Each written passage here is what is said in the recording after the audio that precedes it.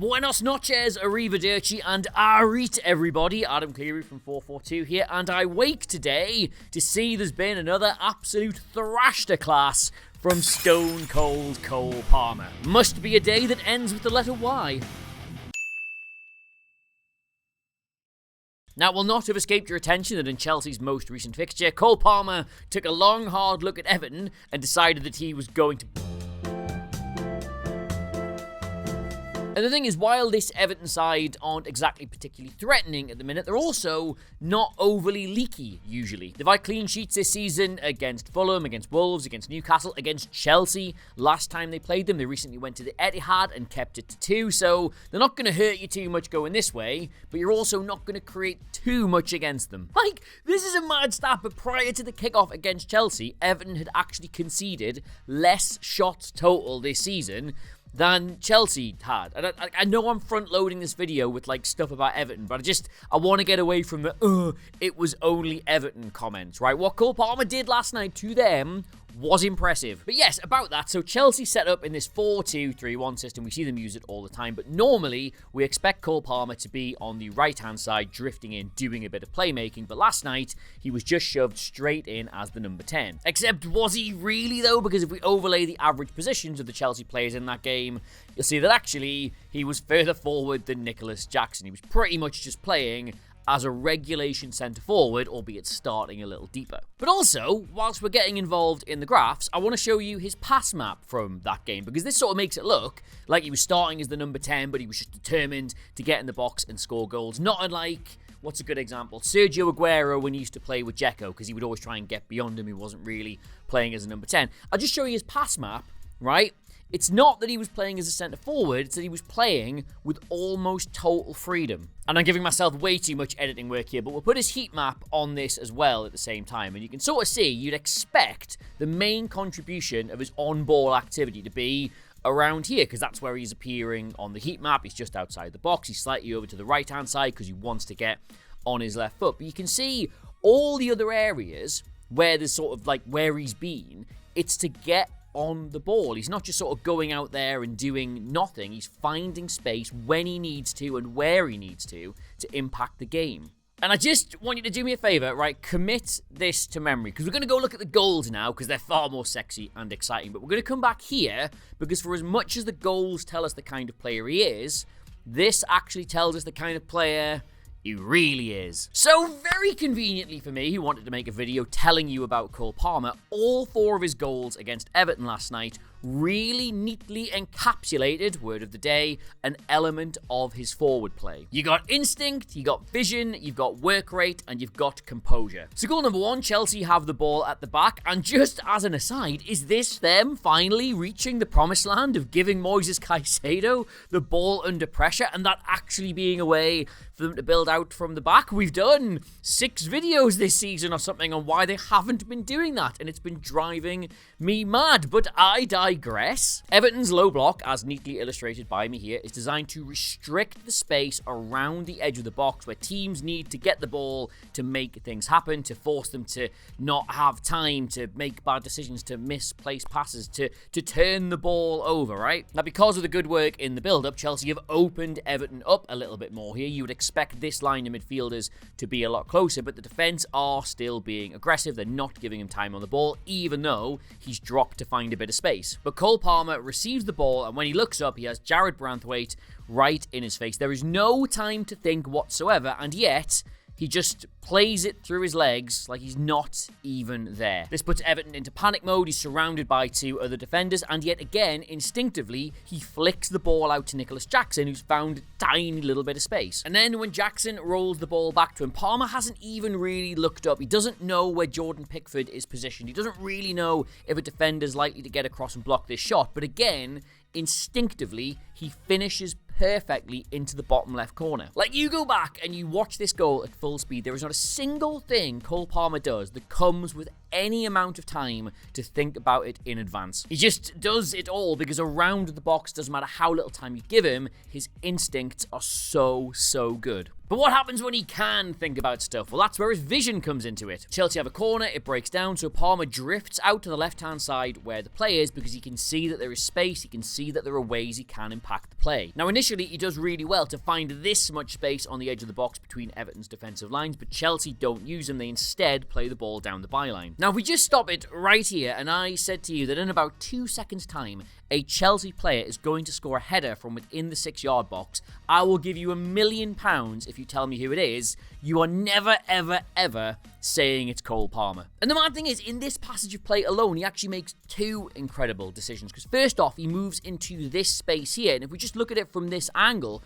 Mudryk should probably really see him and cut it back to sort of towards the penalty spot because he would have the most space out of anyone. He's the only one unmarked. When the ball gets to Jackson, a lot of players would then stop their run because either it's going to go into the net or it's going to be saved and come back out more towards this sort of area. But again, Palmer doesn't do that. He decides to keep his run going. He decides to gamble. He had the vision to not only identify the space correctly the first time, but also that his best chance of getting the goal after that was going to be here rather than here. It does maybe overlap with that instinct point a little bit, but it's my video. Anyway, yes, number 3, work rate, and a lot of people are saying the third goal is a Jordan Pickford howler, and well, it is, yes, obviously it absolutely is, but the thing is, when Pickford gets the ball, this pass between Chelsea's press is absolutely on. Palmer and Jackson aren't doing anything special here for a 4v2 situation. Jackson curves his run this way around to try and cut off the pass to the left for Pickford while closing him down at the same time, and then Palmer just has to kind of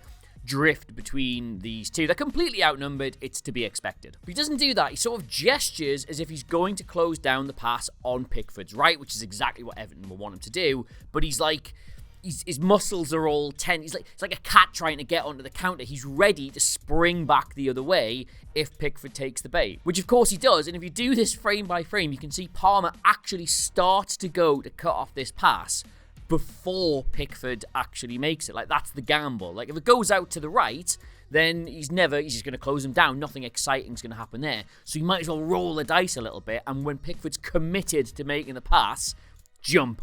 And it pays off. He intercepts the ball. Jordan Pickford isn't so much in no man's land as the fucking land before time. He scoops it over his head, 3-0. Now, if you didn't see the game, or you've not been on the internet at all today, you might just say, well, just a penalty, Adam. Everyone's got to have a bit of composure for a penalty, right? But all the stuff that other teams do to try and put a penalty taker off, like standing on the spot, delaying the kick, jumping up and down on the line, getting in the referee's ear, saying this, saying that, could any of it put more pressure on than 3 or 4 of your teammates having an argument in front of you that you shouldn't take the penalty? Truly and honestly, I have never seen anything like this since the last time it literally happened in a Chelsea match, which I think was against Arsenal, and both times Cole Palmer just totally unfazed. Like, if anything should get in your head, it should be that. And both times, he just steps up and very coolly puts the penalty away. Like the Man City penalty as well. Last minute, it's an equaliser. You've thrown the game away. It's your old club. The rain is coming down. That should faze players.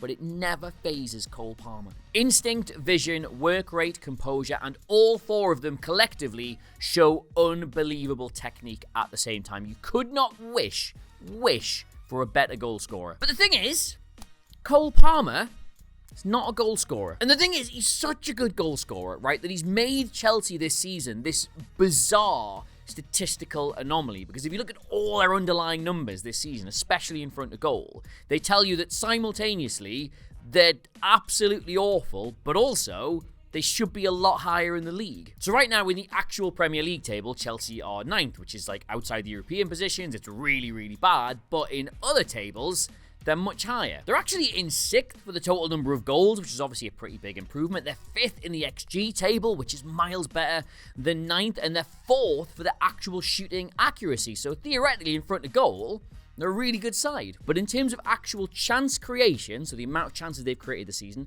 and the number of actual shots, for both of those, they're 12th. So just to put that into context, right, simultaneously, in front of goal, Chelsea have the numbers of a team who should be in the European places, possibly even challenging for the Champions League. But in terms of actually getting there, making those situations happen, they should be in the bottom half of the league. And the only way this can happen is if one or multiple members of your team are absolutely lethal in front of goal. They will routinely and regularly take chances that most players would not score from and score from them. Well, looking at the top goal scorers this season, it's not Conor Gallagher, fair play, he's coming out pretty much average. It's not Raheem Sterling either, who is also scoring about as many goals as he should. Mikhailo Mudryk is fractionally overperforming his XG at plus 0.03, which will, let me do the maths in my head, get you basically a goal out of nothing every 32 matches.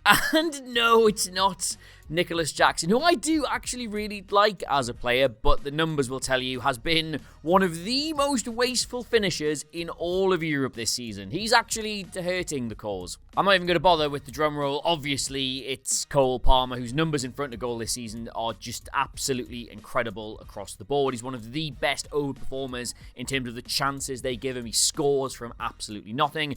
And that number there, that basically equates to he will score a goal most players wouldn't score like every 3 or 4 games. And the thing is, like I always try and say, the numbers only tell you so much. Like they're completely worthless unless you can look at an actual game of football and see what it is they're suggesting borne out in reality. But I would say that if the numbers are telling us that Chelsea are like a lower to mid-table side in sort of their general play and everything they do, but in front of goal, they perform like a team who should be going after a Champions League place, and the reason for that is entirely how good Cole Palmer is, that, yeah, you can kind of see that. And I'm going to regret going down this rabbit hole because I can already tell this video is going to be way too long. But do we remember this and how I told you to remember it, right?